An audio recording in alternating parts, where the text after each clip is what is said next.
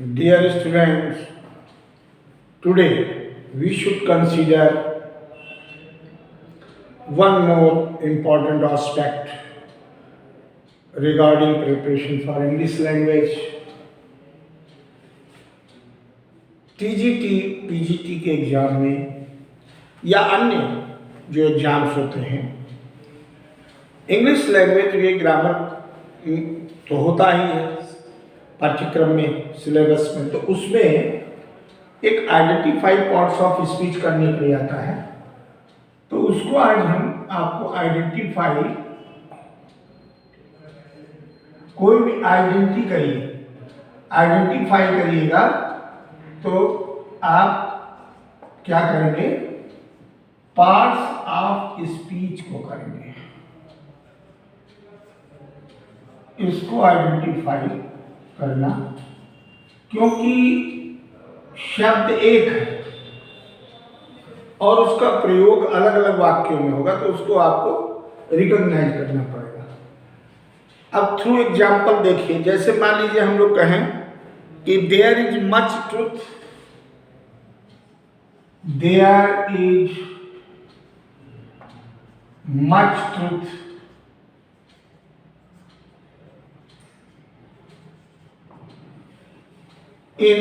there is much truth in what he says। अब परीक्षा में पूछा जाएगा आपसे कि इस वाक्य में ये जो मच है इसमें, और इसके बाद मच और वाक्य लीजिए, फिर इसको जो डिफरेंस है जो बीच में आपको दोनों के प्रयोग में लगे उसको चिन्हित करना है। दूसरा वाक्य लिखे, much cry and little wool. Much cry and little wool.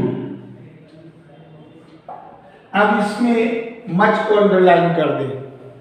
अब आप देख रहे हैं यहां पर जो सेंटेंस आ रहा है उसमें अलग अलग, फिर तीसरे में देखिए, डोंट बोस्ट और टू मच,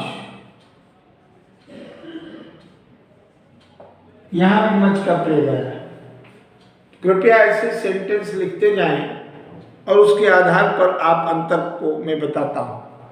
फिर आया, इन तीनों में आपको अंतर बताना है। अब जरा देखिए, पहला जो प्रयोग है उस प्रयोग में देयर इज मच ट्रुथ, तो इसमें जो मच ट्रुथ क्या है, नाउन है और उसके पहले मच आया। तो आप बताइए कि नाउन से पहले ये आया है तो नाउन को क्वालिफाई कर रहा है, इसलिए यहां ये किस भूमिका में है, मच एडजेक्टिव की भूमिका में, यहां मच एडजेक्टिव भूमिका। अब यहां आया मच क्राई, जरा ध्यान से देखें, अगला क्वेश्चन है क्राई। आप लोग क्राई वर्ब है कि नहीं है, तो जब वर्ब है क्राई तो उसके हिसाब से मच क्राई एंड लिटिल वूल, लेकिन क्राई माने रोना और यहां पर क्राई नाउन के रूप में यहां पे आया है। आप देखें, क्योंकि क्राई माने रोना। अब यहां much cry and little wool quotation में है कि जिसका बोलना बहुत परिणाम 0, तो यहां पर क्राई वर्ब के रूप में ना होकर भूमिका में है नाउन की, इसलिए यह भी एडजेक्टिव हुआ। यहां पर क्राई रुदन, चिल्लाना चीखना, ये अर्थ हुआ। और डोंट बोस्ट टू मच, बहुत ज्यादा डींगे मत हाँकिए।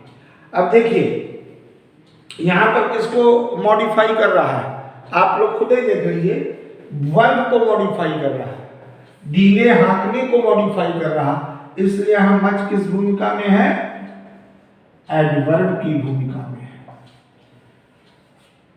तो थ्रू सेंटेंस आगे और बढ़ते हैं, आप लोग देखेंगे कि कुछ अलग अलग प्रयोग, लेकिन ये टीजीटी परीक्षा में निश्चित रूप से पूछा जाएगा। अलग अलग सेंटेंस में उसको रिकॉग्नाइज करना, आइडेंटिफाई करना। अब देखिए, जैसे हमने लिखा, सेंटेंस लिखेंगे आप लोग, I have heard more since, more के बारे में बताएं। I have heard more since.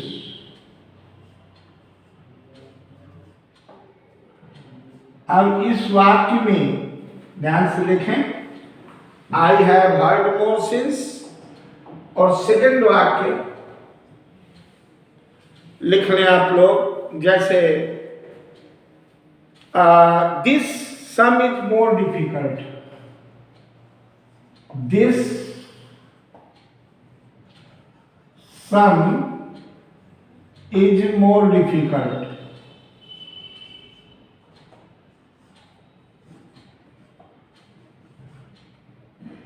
अब आप देखें, ये जो सेंटेंस है दो, अब एक और ले लें। मोर में जैसे हम लोगों ने कहा, मोर विल बी वांटेड,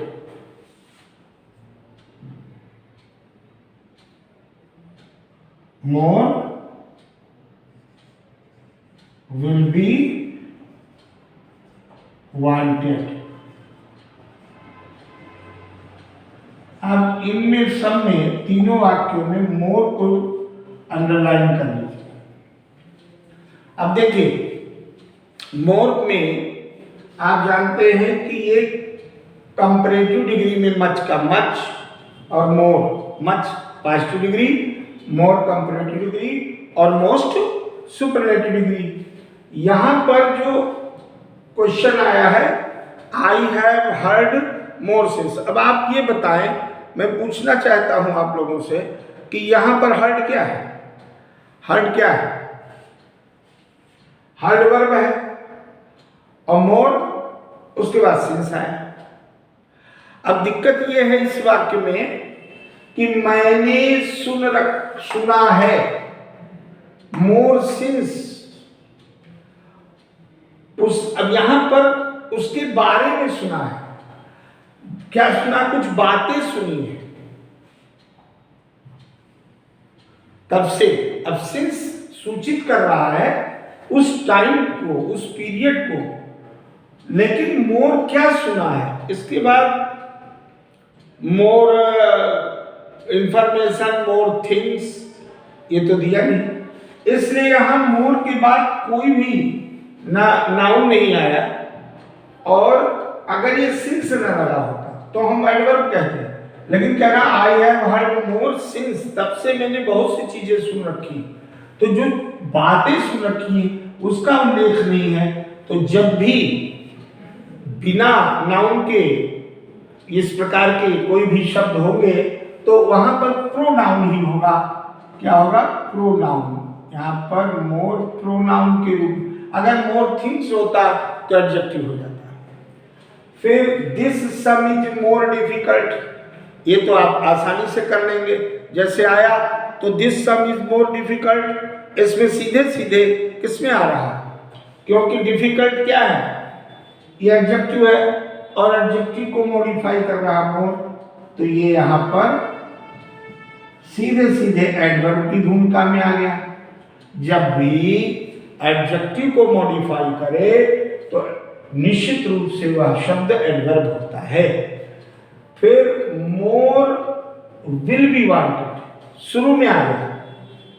अब इसकी भूमिका देखिए, मोर विल बी वांटेड, यहां पर मोर थिंग्स, मोर ऑब्जेक्ट्स, मोर एक्शंस, मोर पॉस, कुछ भी नाउन होता तब इसमें आगे हम ये कहते कि यहां पर जो है कोई और पार्ट्स ऑफ स्पीच, लेकिन जो स्थिति यहां थी मोर के बाद कुछ नहीं थे, वहां क्रिया से पहले वर्ब से पहले मोर आया तो सब्जेक्ट टू ए वर्ब आया, क्रिया की भूमिका में आया तो मोर थिंग्स होना चाहिए। क्या चीजें आपको वांटेड होंगी? किसी के द्वारा जो चाही जाएंगी, कोई वस्तुएं चाही जाएंगी, कोई बातें चाही जाएंगी, तो वहां पर मोर के बाद यहाँ पर नहीं है, उसका अभाव है कोई भी नाउन का, इसलिए यह भी एडजेक्टिव होगा। वो एडजेक्टिव नहीं, ये होगा प्रोनाउन, क्योंकि जैसे यहाँ पर सॉरी इसमें देखिए यहाँ पर मोर के बाद कोई नहीं आया शब्द, तो यहाँ मोर के बाद क्या होगा? कोई न कोई नाउन आना चाहिए, तो यहाँ आया नहीं, इसलिए यह भी प्रोनाउन होगा। ध्यान से देखें, सिमिलर पोजीशन, यहाँ मोर के बाद वो नहीं आया और फिर यहाँ भी नहीं आया, इसलिए यह भी प्रोनाउन ही होगा। अब आप देख रहे हैं कि वही शब्द अलग अलग स्थिति में अलग अलग प्रयोग हो रहा है। बस एक और देख लें, 2-3 मिनट में आपका हो जाएगा। जैसे हमने कहा प्रयोग कल मैंने मोस्ट का आप लोगों को करवाया था, तो मच मोर हो गया। अब जैसे मैंने कहा कि नेक्स्ट का देख लीजिए, he stood next me in class, he stood next me in class. अब दूसरा सेंटेंस लिखते जाएं आप लोग। जैसे हम लोग कहते हैं, सपोज द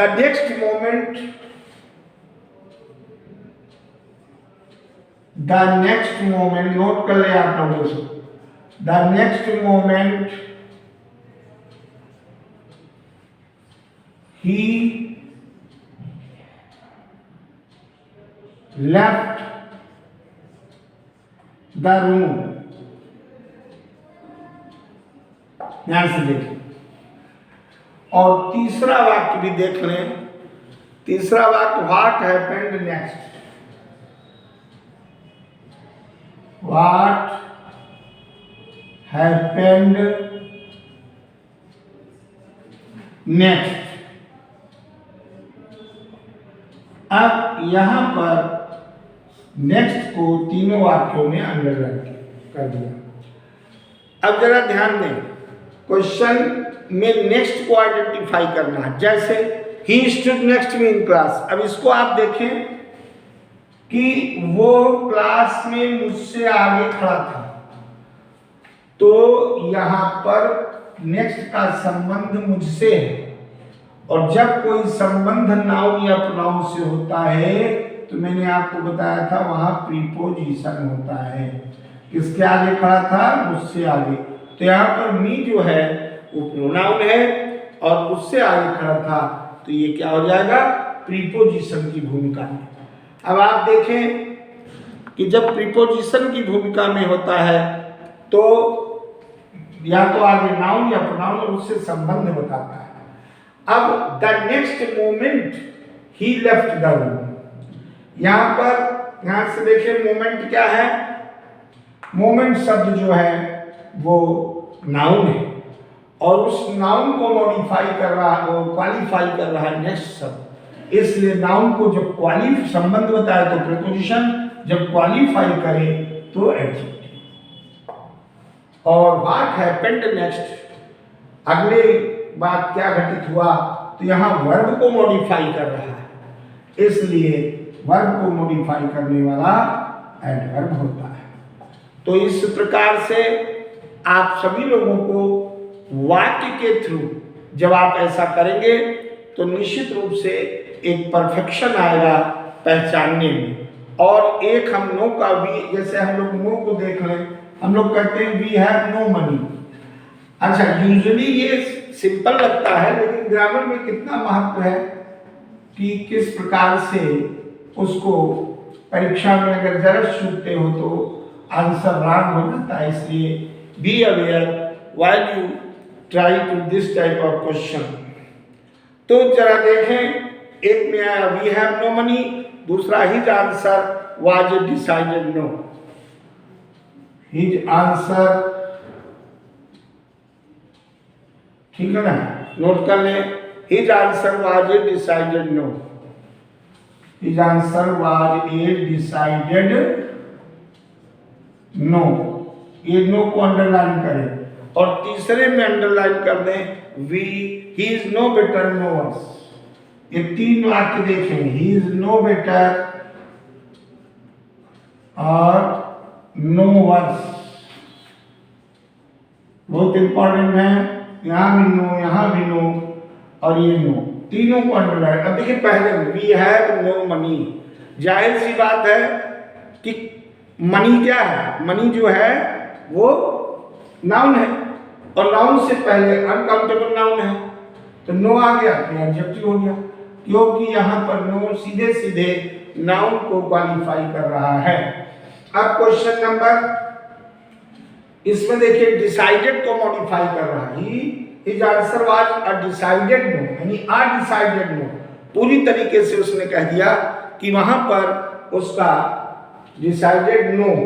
अब जरा देखिए उसका उत्तर एक सुनिश्चित नकार था। अच्छा प्रश्न है, यहां पर ध्यान से देखें कि यहां पर नो के बाद आप सोच रहे होंगे डिसाइडेड को मॉडिफाई कर रहा है, लेकिन ये डिसाइडेड को मॉडिफाई नहीं कर रहा है। उसका उत्तर जवाब एक सुनिश्चित नकारात्मक था, तो ये डिसाइडेड एडजेक्टिव है। हिज आंसर वाज, यहां पे वाज लगा दें या इज लगा दो, उसका जवाब डिसाइडेड न हो, सुनिश्चित नकारात्मक है, निषेध है। तो यहां पे निषेध जो है वो नाउन के रूप में आया है, क्योंकि आगे नाउन के बाद, क्योंकि ये डिसाइडेड नो एक साथ देखा जाए तो ये एडजेक्टिव है और उस एडजेक्टिव को ये नो से पहले आया है, तो ये यानी नकार है, निषेध है। और last question, he is no better और नो वर्स, इसको आप देखें, इसका इसमें है कंपैरेटिव डिग्री और ये भी कंपैरेटिव डिग्री, दोनों से पहले यहां पर आया है, तो इसलिए क्या होगा, यहां पर एडजेक्टिव को मॉडिफाई कर रहा है। इसलिए डियर स्टूडेंट्स, यह भी है वर्ब और यह भी है। तो by this way we will keep on practice regularly identification of the parts of speech. These are very essential and crucial for the preparation of examination. Thank you very much. TGT के लिए इसका खूब अभ्यास करें।